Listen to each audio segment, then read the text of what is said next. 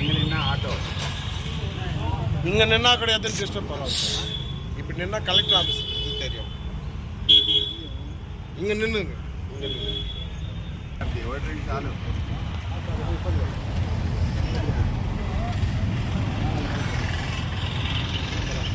Photos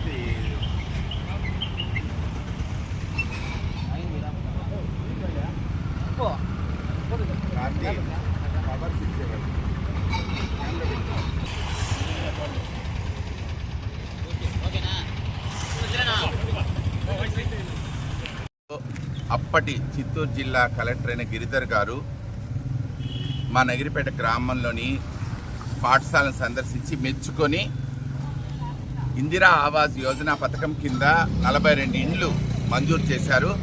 ఆ 42 ఇండ్లు ఉన్న వీధిలో మేము ఒక వినాయకుడి గుడి కట్టాలని అప్పటి అధికారుల యొక్క ఎరుక అనుమతితో పునాదులు వేశాము. ఆర్థిక ఇబ్బందుల దృష్ట్యా ఆ వినాయకుడి గుడి ఆగిపోయింది. 2023లో మేము కాణిపాకం వినాయక గుడికి వెళ్ళినప్పుడు 2024లో తెలుగుదేశం పార్టీ గెలిచి చంద్రబాబు నాయుడు ముఖ్యమంత్రి అయితే ఆగిపోయిన గుడిని మరలా కడతామని మొక్కున్నాము. ఆ ప్రకారం 2024 ఎన్నికల్లో చంద్రబాబు నాయుడు గారు ముఖ్యమంత్రి అయ్యారు.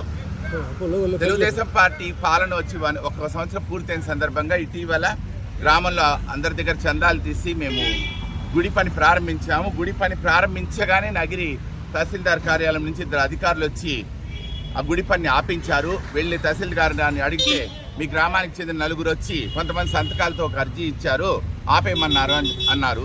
తీరా చూస్తే ఆ అర్జీలో ఎక్కువ భాగం ఫోర్జరీ సంతకాలు, దొంగ సంతకాలు, అబద్ధపు సంతకాలు. తర్వాత మేము గ్రామంలోకి వెళ్ళి మాకు గుడి కావాలని చెప్పి ఎంఆర్ఓ గారికి 105 మంది గ్రామస్తుల ఒరిజినల్ సంతకాలతో అర్జీ ఇచ్చాము. మాకు తెలిసింది ఏమంటే అర్జీ ఇచ్చిన ఆ 4 వ్యక్తుల్లో 2 టీడీపీ వారు, 2 వైసీపీ వారు. దీని వెనుక మా దౌర్భాగ్యం, మేమెవరైతే ఓట్లేసి గెలిపించామో నగిరి ఎమ్మెల్యే యొక్క పాత్ర ఉందని తెలిసింది. ఇది నిజంగా చాలా శోచనీయం. హిందువులుగా మేము గుడి కట్టడం ఏ విధంగా నేరమో చిత్తూరు జిల్లా కలెక్టర్ వారు నిర్ణయించాలి. అదేవిధంగా చిత్తూరు పార్లమెంట్ తెలుగుదేశం పార్టీ అధ్యక్షులైన సిఆర్ రాజన్ గారు చంద్రబాబు గారు ముఖ్యమంత్రి అయితే గుడి కడతామని తెలుగుదేశం శ్రేణులుగా మేము మొక్కు తీర్చుకోవడం ఏ రకంగా పాపమో తగు విచారణ చేసి ఎంఆర్ఓ గారికి అర్జీ ఇచ్చిన వ్యక్తులు ఇది ఆపమన్న నగిరి తెలుగుదేశం పార్టీ ఎమ్మెల్యే వీళ్ళు ఏ పార్టీ వాళ్ళు? వీళ్ళు తెలుగుదేశం పార్టీ వాళ్ళ లేదా తెలుగుదేశం పార్టీ ముసుగులో ఉన్న వేరే పార్టీ మద్దతుదారులు అన్న విషయం తేల్చాలని ఈ సందర్భంగా సవినయంగా కలెక్టర్ గారికి సిఆర్ రాజన్ గారికి విన్నవిస్తున్నాం.